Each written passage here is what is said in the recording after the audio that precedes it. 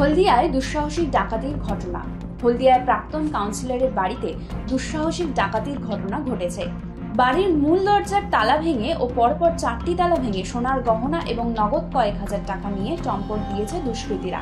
হলদিয়ার দুর্গাচক থানা এলাকায় বাসুদেবপুরে প্রাক্তন কাউন্সিলর জয়ন্তী রায়দণ্ডপাঠের বাড়িতে রাত 3টের সময় ঢুকে পড়ে একদল ডাকাত। হলদিয়া গভর্নমেন্ট স্পন্সর হাই স্কুলের পাশে জনবহুল এলাকা হলদিয়া পৌরসভার 5 নম্বর ওয়ার্ডের ঘটেছে এই ঘটনা। সেখানকার একজন জনপ্রতিনিধির বাড়িতে গতকাল গভীর রাতে 2 ঘন্টা ধরে অপারেশন চালায় সেই ডাকাত দল। ডাকাতরা তালা ভেঙে বাড়িতে প্রথমে ঢুকে পড়ে এবং বাড়িতে ঘুমিয়ে থাকা স্বামী স্ত্রীকে ঘুম থেকে তোলে। এরপর বাড়িতে সমস্ত আলমারি ওলটপালট করে বাড়িতে থাকা গয়নাগাটি এবং টাকা পয়সা নিয়ে চম্পট দেয়।